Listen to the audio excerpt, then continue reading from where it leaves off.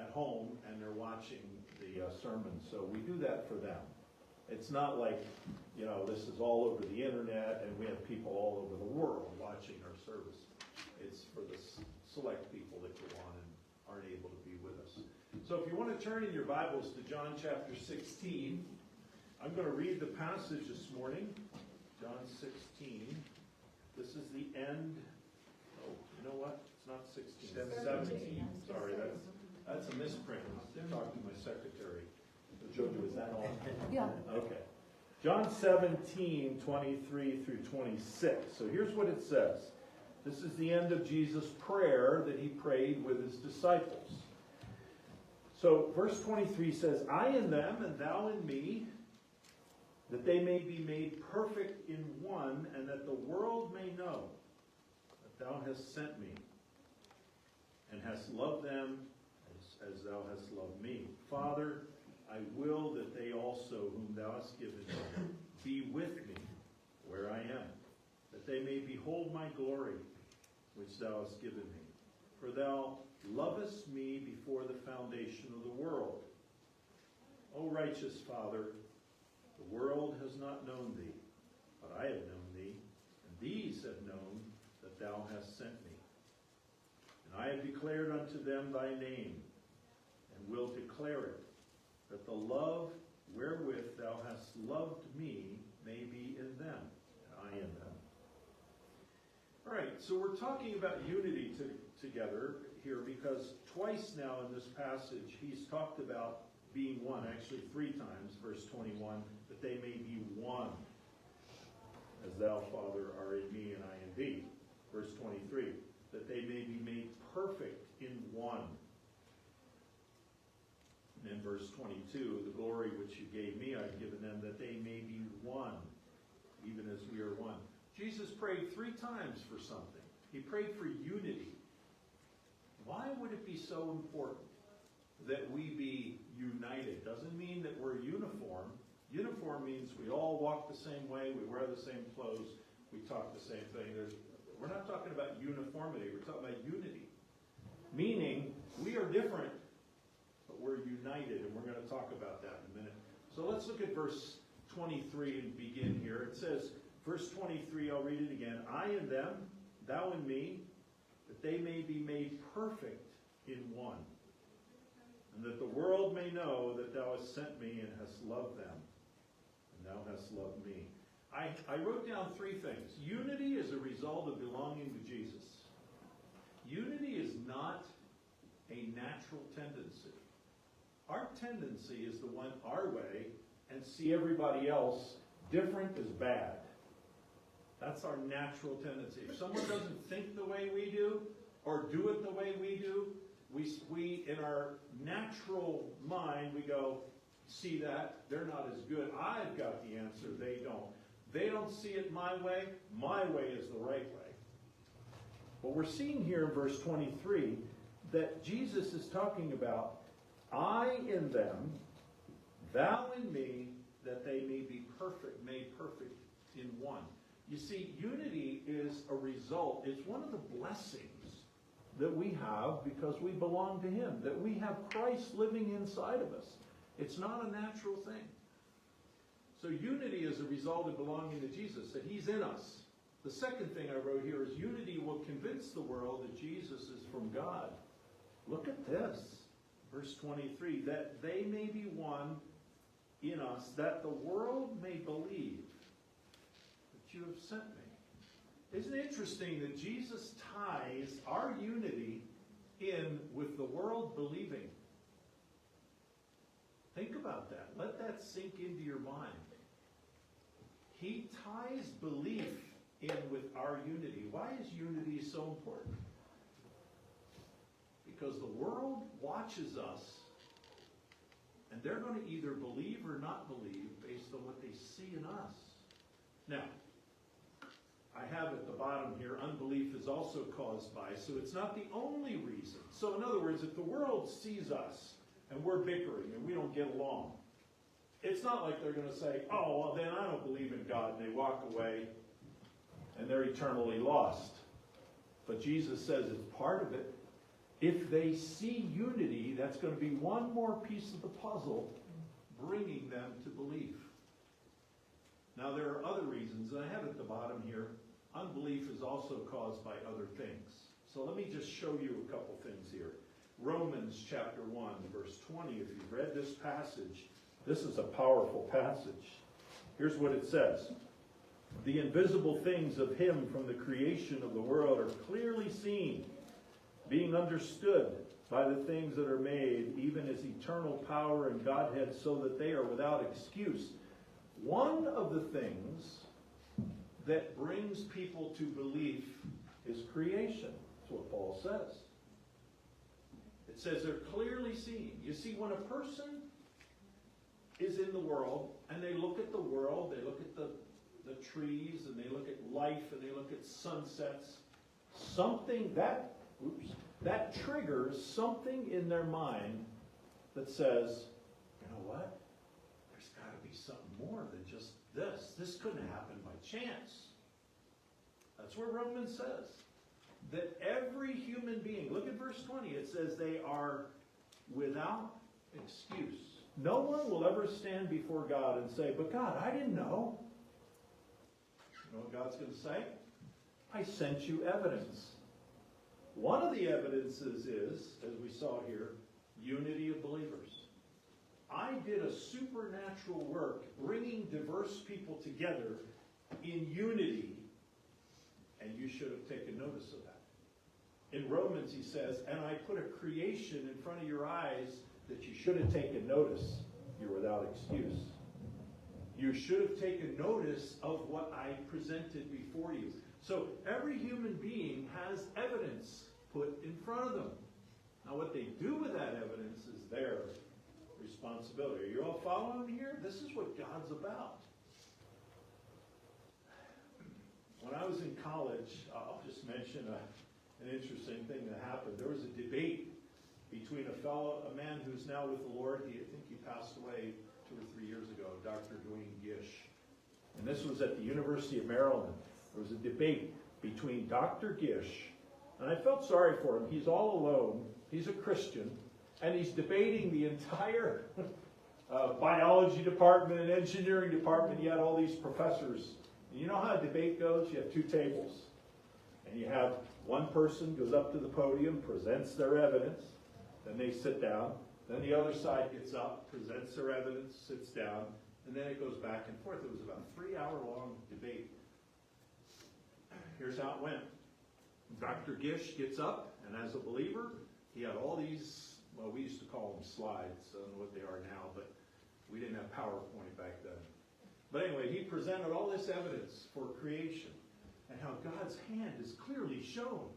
And then the other guys would get up and present their side of evolutionary science and how, oh no, these things happened and it just, survival of the fittest. These died off and these lasted and passed on the traits to others. And then Dr. Gish came up and showed evidence of, that's impossible. It's impossible. It's designed. You look at the intricacies of molecules and stuff, and it's all designed. It's all by design. And it was an amazing debate. And here I am, a young college student, sitting there and going, wow, this is amazing. That creation is clearly seen if you just look at it. And one of the things, you might want to look this up, the bombardier beetle. Have you ever heard of the bombardier beetle? What an amazing, Dr. Gish used this one. The bombardier beetle is this beetle that has this incredible mechanism where in his posterior, okay, he's got 2 little canals that feed 2 different chemicals out. And when they mix in this certain chamber, after they mix, they explode out the back with this, I think it's like 500 degrees or something. It's like a pop. And so what he does is he turns around to whatever predator and he goes, and it either burns the bird or, whatever, the lizard that's trying to eat it. It's called the bombardier beetle. And Dr. Gish, he was amazing. He said, imagine how this evolved. The first beetle said, you know what? I think a great mechanism would be just to scorch the, the predator, let's see if I mix this one and this one. Oops! His whole exterior blew up. He mixed it too fast. Or the other one, he's figuring it out and he mixes it and it doesn't do anything. It just kind of dribbles out. Really? Really? By trial and error, this beetle, who has a brain the size of a grain of mustard, a little seed, really figured all that out? And by trial and error, and then passed those traits on to his next ones, he was able to procreate. Dr. Gish says, what's the probability that over billions of years, these beetles figured out how to mix two highly volatile chemicals and produce an explosion out their posterior to ward off predators? What an incredible debate. Look it up someday. The bombardier beetle. You know what it shows me? Design. God designed it that way. So Romans says, as we look at the creation, the things of creation are clearly seen, so we're without excuse. I look at the creation and go, wow, what a great God we have. Others look at the same creation and go, well, there isn't any God, we know that. So we've got to explain this. And how absurd. Well, sadly, I'll tell you how the debate ended. After about the first hour and a half, Dr. Gish was very well organized and presented the evidence. The other side ran out of their evidence. And so they would get up to the podium, and instead of presenting evidence, you know what they did? They attacked his character. They just went into an attack mode and began to discredit his training. See, he was a molecular biologist, but he was talking about zoology. I guess that's what it was when you're talking about life. And they said he is not authorized, even though he has a PhD and all this stuff, he's not authorized to speak about beetles. Really? He's presenting evidence. So they started criticizing him. Then they went into criticizing his religious views. Well, he's an elder at a church, and we all know that churches are anti-intellectual. See, they teach you in church not to think. And so these religious people, they just go around with this blind faith. And that's what they were saying. And you know what was amazing? The audience there at the University of Maryland, students were like, ooh. You know why? Because they saw through it. They saw that here's a debate among PhDs, and what do they have to resort to? Because they can't win the argument against Dr. Gish. So what they have to do, they have to attack him. Attack his character, attack his training, attack his religious. I mean, he's a member of a church. What's that have to do with what we're talking about here? Sad. So I went out of that debate after 3 hours encouraged that, you know what? God is at work. And these guys at least heard. They at least heard the evidence. So here's the point that I'm making. Jesus says here in John 17 that when we are one, that's going to be evidence of God. That's going to show the world that something supernatural is going on. These people should not be able to get along like this.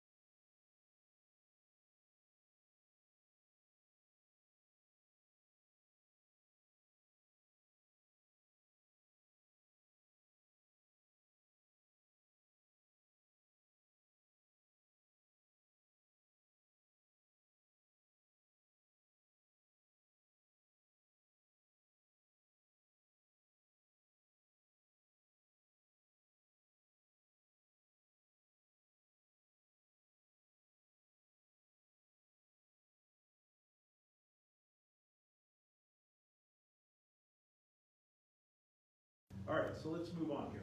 Verse 24. God desires to be, or Jesus desires to be with them. You know, I don't know. That's a hard one to figure out. Why is it that Jesus wants us to be with him in heaven? Who are we? He's got his angels. He's got everything he needs in heaven. Why does he want you and me to be there? Look at verse 24. Father, I will that they also whom thou hast given me be with me where I am. Jesus in his prayer says, I want my children, my disciples, my children of God to be with me in heaven. Jesus desires that we be with him. And he also says here, he desires that we see his glory and that they may behold my glory. So you say, what did Jesus want? He wanted every human being to be with him in heaven.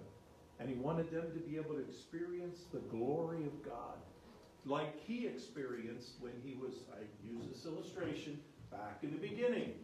Father, Son, Holy Spirit living in perfect unity. Jesus beholding the glory of God. All of that back there. He wants us to go back there with him. David Guzik, one of my favorite Bible teachers, says there must be something so deep, so enthralling, so vast, that it will occupy the attention of God's people for eternity. Think about that. For eternity in heaven. We're not going to be polishing gold, going around, oh, here's a stain on the gold. Oh, I need some more gold polish. Would you loan me some of yours? You get your rag out and you're polishing. We're not going to be polishing gold or sweeping the streets. What are we going to be doing? According to Jesus, we're going to be beholding his glory. That's going to occupy us for eternity. You say, well, how long can you look at God and just be excited for eternity? There must be something so deep, so enthralling, so vast that it will occupy the attention of God's people for eternity. It's not going to be a boring place in heaven. It's going to be an exciting place where for eternity, try and wrap your brain around that. We're going to be looking at God and going, wow, that's amazing. I mean, God gives us little examples, right? You go to the Grand Canyon and you stand there on the edge. And I've often said, you grab your kids, stand back. You know, the mother hens, stand back, chicks, stand back, little kids. And you look over the edge and you go, ooh, that's a long way down there. You're like amazed. But think of how heaven's going to be. So Jesus says here, let me read it again. Father, I will that they also whom thou hast given me be with me, and that they may behold my glory which you've given me. For you loved me before the foundation of the world. Referring back to that time, back when, before the world was even made, remember what we were doing back there? We were together. And you loved me back there. Verse 25, O righteous Father, the world has not known thee, but I have known thee, and these have known that thou hast sent me. I wrote here, righteous Father. Think about this. Jesus is going to go to the cross within a few hours. He's going to be tortured to death. And whose plan was that? That was God's plan. And he says, righteous Father. I wrote here, Jesus, soon to be pained, did not diminish the righteousness of God. Listen, here's our example. When we go through difficult times, the devil will come to you and say, see that? God isn't everything he says he was. He's really not the great God that you thought he was. See that? He can't take care of you. If he really could take care of you, he would have taken that away. He wouldn't have allowed that for you. You hear the lie? So Jesus is standing here, or sitting with his disciples, the night before he's crucified, knowing the plan of God was that he suffer for the sins of the world, and he goes, righteous Father. In other words, God, I completely trust you. Because nothing that comes to me doesn't come through the hand of a loving God. Even though I may not like it, I may not have chosen it, but you're still righteous. just because of what I'm enduring doesn't diminish your righteousness. I'm going to read a song here by Bobby Mason and Eddie Carswell. It's a fairly new song, but listen to this. It's called Trust His Heart. Let me read the words. All things work for our good, though sometimes we don't see how they could. Struggles that break our hearts in two sometimes blind us to the truth. Our Father knows what's best for us. His ways are not our own. So when your pathway grows dim and you just don't see Him, remember you're not alone. And here's the chorus. God is too wise to be mistaken. God is too good to be unkind. So when you don't understand, when you don't see His plan, when you can't trace His hand, trust His heart. And the last verse. We see the present clearly, but He sees the first and the last. And like a tapestry, He's weaving you and me to someday be just like Him. I'll go back to the chorus. God is too wise to be mistaken. He's too good to be unkind. So when you don't understand and you don't see His plan, and you can't trace His hand, trust His heart. So here's Jesus, the night before He's crucified, knowing full well what He's going to endure, and He goes, righteous God, righteous Father, nothing's changed with you.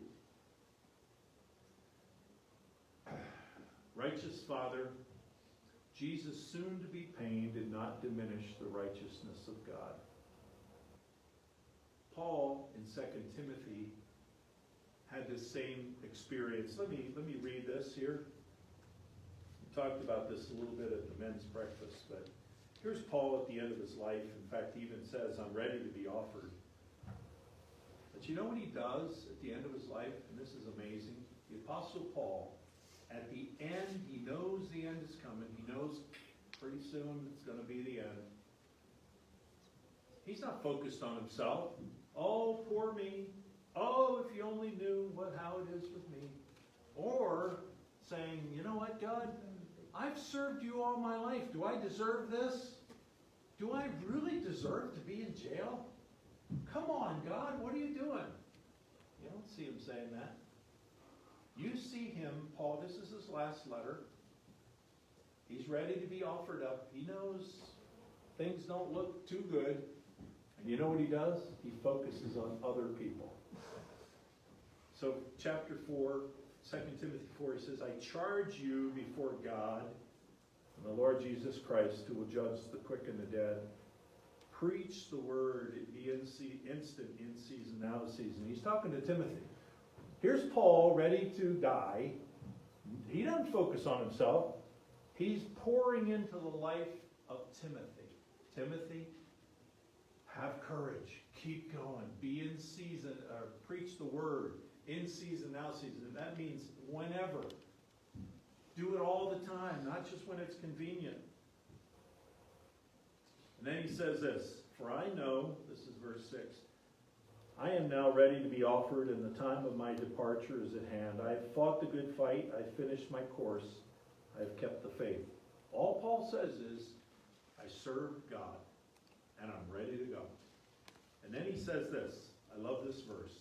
One of my favorite verses in the Bible. 1 Timothy 4:8. It says, henceforth there's laid up for me a crown of righteousness, which the Lord,